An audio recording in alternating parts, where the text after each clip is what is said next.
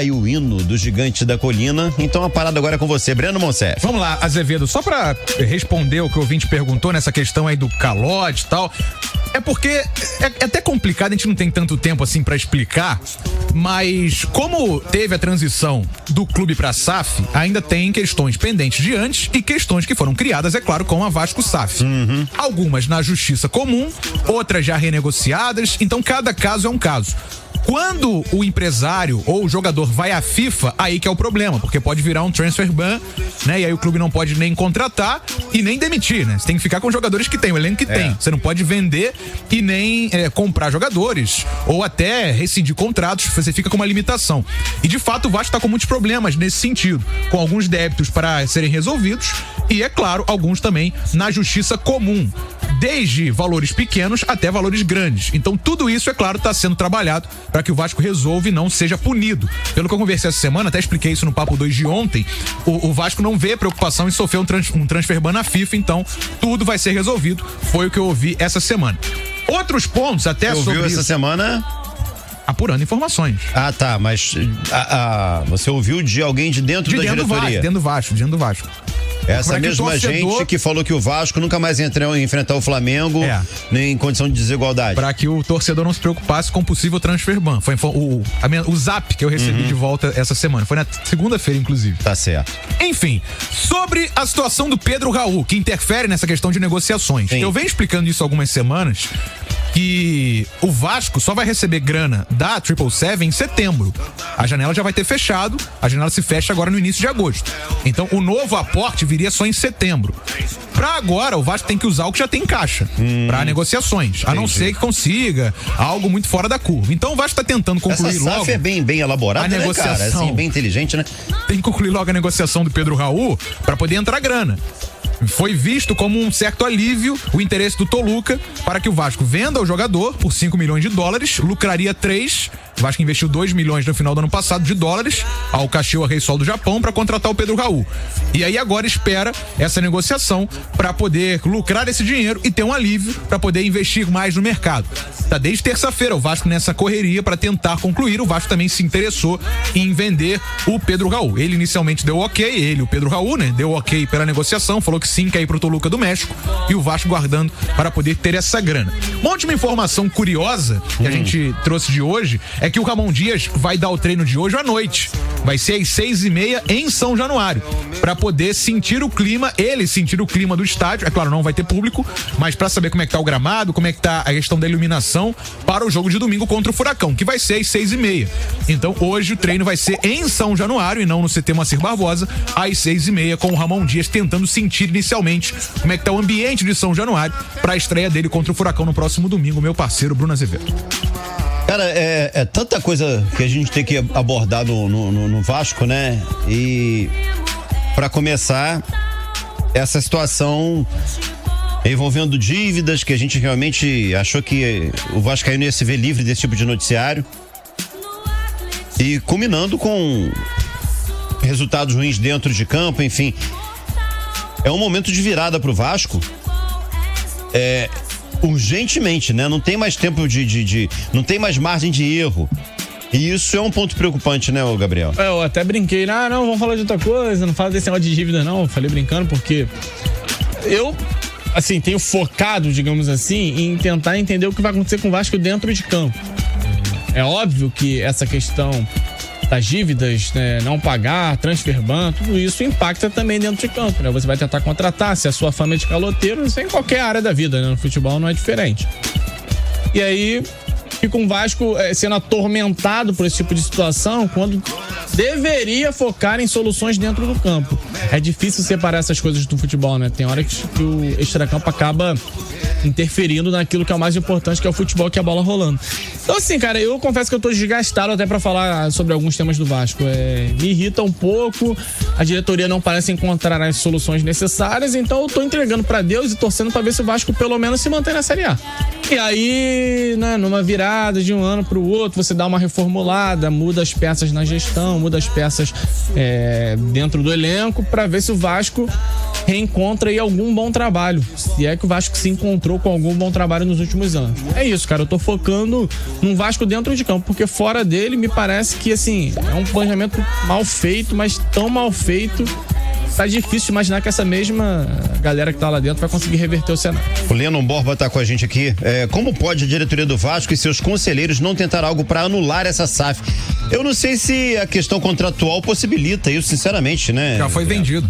70% dos direitos são da 777. O Vasco tem 30%, mas quem manda é a empresa americana. Vasco da Gama. Lançou o violininho. Temos informações, né? Contratações. Ainda, calma. Parece. No ritmo que o Vasco tá contratando, qual a chance de anunciar um reforço hoje? Abel Hernandes. Mas tá anunciado? Não, calma. Mas coração. Não, Abel em 2023. O Vitor, ele tá muito agitado. Eu tô estressado, na verdade, eu tenho 3 minutos pra dar o noticiário. Relaxa, cara. Vai. Calma, fica tranquilo. Não vou nem usar os 3 minutos. 3 minutos é podcast. Né? Vou falar rapidinho. Eu gosto. 3 minutos de noticiário? Não, de podcast. Eu não gosto, não. Não, tô brincando, eu acompanho o podcast do amigo. Vamos lá, Abel Hernandes, então, vamos começar pelo que seria a minha última notícia, mas já que você perguntou sobre reforços. Existem reforços e reforços, né? Existem igual jogos e jogos. O Abel Hernandes, 32 anos de idade. Existem contratações e reforços. E contratações também, né? Também. Contratações. Ele rescindiu hoje com o Peñarol. Está livre no mercado Abel Hernandes, de 32 anos de idade. E se aproxima de um acerto com o Vasco da Gama. Livre no mercado, viria sem custo, seria jogador do Vasco. A princípio, um contrato de 1 ano e meio, até o final do ano que vem, para o Abel Hernandes, jogador uruguaio, reforçar o elenco do Vasco da Gama. Eu sei que vocês sabem que existem reforços e reforços, mas o Abel Hernandes viria para ser mais um atleta para esse elenco cruz-maltino. Vamos seguir acompanhando a negociação, o centroavante Abel Hernandes. Ele vem para uma posição para a qual nós teremos agora um desfalque. Pedro Raul, indo embora, contrato já assinado com o Toluca, próximo de ser anunciado. Tô até aqui monitorando as redes sociais do Toluca, e teremos um anúncio ainda hoje ou não. Toluca. @Toluca MX. Porque o Pedro Raul já assinou com a equipe mexicana. E aí, o interesse que o Vasco teve, além da questão técnica, obviamente, a gente não vai analisar, pelo menos eu não vou analisar, mas o Pedro Raul perdeu até a titularidade na equipe do Vasco pro Ryan, de 16 anos. O Ryan faz 17 mês que vem, em agosto. E o Vasco contratou quem? Pedro Raul. Ano passado por $2 milhões. 2 milhões de doletas, que na época dava aí, a gente multiplicar por 5,5, 12 milhões de reais. 11, 12 milhões de reais quase. E aí, agora, a proposta que foi feita foi de $5 milhões. Então o Vasco também lucrou em cima disso aí. E o Pedro Raul, que deu aquele sim inicial, a gente falou disso nos últimos dias, no sábado, surgiu a informação do Lucas Pedrosa, abraço pra ele inclusive, que deu essa informação no sábado sobre o interesse do Pedro Raul em ir pro Toluca. De fato, isso está acontecendo agora, a gente está monitorando essa situação. Então, Pedro Raul indo, Abel Hernandes chegando, ainda não está anunciado, não está fechado, mas ele já rescindiu com o Peñarol no dia de hoje e está próximo de fechar o acerto com o Vasco. Uma última informação, Ramon Dias já está no bid, está apto para comandar o Vasco domingão. Hoje o treino, inclusive, vai ser daqui a pouco. 6h30 em São Januário. Ramon Dias fez questão de botar o jogo no mesmo clima, o treino no mesmo clima do jogo. Não vai ter público domingo, a gente explicou essa situação ontem, o Vasco vai ter público no jogo contra o Grêmio, na outra semana, dia 6, e apenas de mulheres e crianças, mas pra domingo já temos... Pois vai ser legal, hein? Vamos torcer que sim, né? Porque a gente viu cenas de confusão em outros jogos. Não, aí é um absurdo, a gente viu muitas cenas de confusão entre os jogos por conta disso, mesmo com apenas... Porque é uma punição, né? É um efeito suspensivo. Se o Vasco tiver incidente nas arquibancadas com esse efeito suspensivo que foi dado, a punição pode vir muito pior depois. Enfim, o Ramon Dias, daqui a pouquinho, 6h30, vai comandar o treino em São Januário. Ele quer saber como é que tá a situação do estádio, iluminação, etc. Daqui a pouquinho, esse treino de hoje. Então, Abel Hernandes chegando, Pedro Raul indo embora e o Ramon Dias já está no bid. Bidou, meu parceiro Lango. Meu parceiro Vitor Costa, Ramon Dias, de fato, agora vai iniciar, né, o trabalho dele no Vasco. Mas, primeiramente, fala aí do Abel Hernandes, cara. Não me empolga. Mas a janela vai fechar. Passou pelo Flu. Não, ele foi bem no Fluminense, cara. Ele tinha uma concorrência pesada. Fred e Bobadilha. Raul Bobadilha. Não, pesada no caso do Fred pela idolatria. E Bobadilha pelo tamanho, né? Bobadilha por ser pesado mesmo. Cara, ele chegou no Fluminense depois... Bombadilha. Ele chegou no Fluminense depois de uma boa passagem pelo Inter. No Inter ele não foi tão mal assim. E ele tem uma carreira na Europa, né? Então, assim... É um país da Europa. É um jogador com mais bagagem que o Pedro Raul, que vinha de um excelente Campeonato Brasileiro, não condena essa contratação, mas que claramente não suportou a pressão de defender o Vasco. Mas não me empolga. Histórico recente, você gosta do histórico recente? Histórico recente é um pequeno histórico. Que é... Historiquinho. Não tem diminutivo. Não existe diminutivo. Histórico maior, assim, uma análise mais ampla. Não tem nem aumentativo nem diminutivo. Ok. Mas o histórico recente aponta um desempenho ok dentro do Campeonato Uruguaio, né? A gente pega aqui os números do Peñarol, são 9 gols em 19 jogos.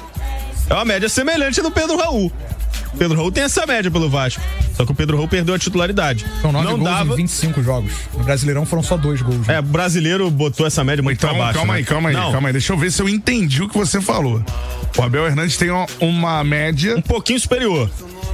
Parecida com a do Pedro Raul. 9 em 19, 9 em 25. Só que o Pedro Raul virou reserva também no final, né? O Ryan, de 16 anos de idade. Não, o Pedro Raul não tinha condição de ser esse cara. O Vasco precisa deixar a zona de rebaixamento com urgência, senão vai cair de novo. E o Pedro Raul não estava correspondendo. Então o Vasco vai atrás do Abel Hernandes, porque a janela fecha daqui a pouco. Faltam 2 semanas aí pra fechar a janela. O Vasco tentou outros nomes. Aqui, tá ventando pra caramba. Tá ventando. O Vasco tentou outros nomes, não conseguiu. Foi o que conseguiu no mercado. Não vou condenar a contratação, não. Não me empolga, mas eu não vejo o Vasco capaz de contratar um reforço melhor. Vitor, eu tenho mais um recadinho pra você. É o seguinte, ó.